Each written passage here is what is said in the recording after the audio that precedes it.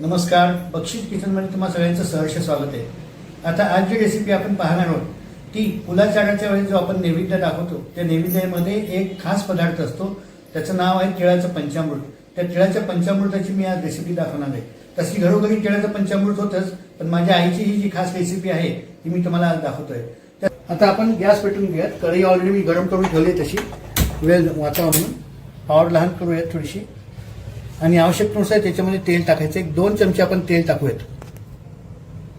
तेल चांगलं तापले, आपण त्याच्यामध्ये मोहरी आणि जिरे घालून घेऊयात।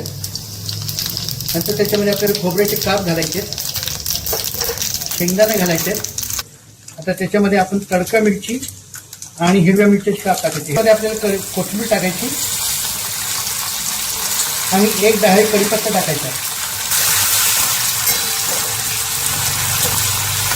आता हे झालं की आपल्याला याच्यामध्ये चिंचेचा कोळ टाकायचा।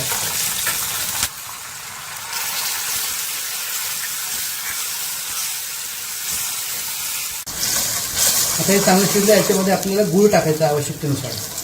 गूळ कमी जास्त झाला तुम्हाला नंतर टाकता येतो। गूळ टाकून झाला की लागलीच आपल्याला त्याच्यामध्ये आवश्यकतेप्रमाणे मीठ पण टाकायचं आहे। आणि मीठ टाकून झालं की आपल्याला ह्याच्यामध्ये सगळ्यात पहिले लाल तिखट टाकायचं, म्हणजे पंचामृताला लाल रंग येतो। त्याच्यानंतर आपल्याला हळद टाकायची आहे, अर्धा चमचा हळद घेतली। तर हिंग टाकायचा राहिला होता, तो आपण कधी टाकू शकतो। हिंग टाकून झाला की आपल्याला त्याच्यामध्ये तिळाचं कूट टाकायचं। 1 वाटीभर तिळाचं कूट घेतलेलं आहे।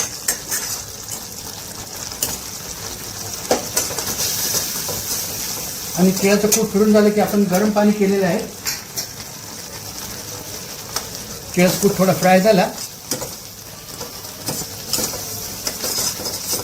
की आपल्याला याच्यात आवश्यकतेनुसार तुम्हाला किती घट्ट पातळ पंचामृत पाहिजे त्या अंदाजाप्रमाणे तुम्ही पाणी टाकायचं असतं।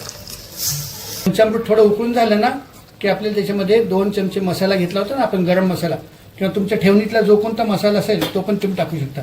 आता याला 5 मिनिटं छानपैकी खळखळ उकळू देऊयात। तुम्ही बघू शकता आपलं पंचामृत छानपैकी तयार झालेलं आहे। आता हे जे पंचामृत आहे ना, हे तुम्ही कशाही बरोबर खाऊ शकता, पण याची जास्तीत जास्त चांगली चव लागते ती म्हणजे धपाटे, खिचडी, पुलाव आणि तोंडी लावायला हे पंचामृत अतिशय सुंदर असतं। जरूर लाईक करा, शेअर करा, आणि आतापर्यंत जर का आपण माझ्या चॅनलला सामील झाला नसेल जरूर सामील व्हा। माझ्या चॅनलला सबस्क्राईब करा ही माझी तुम्हाला नम्र विनंती आहे। धन्यवाद।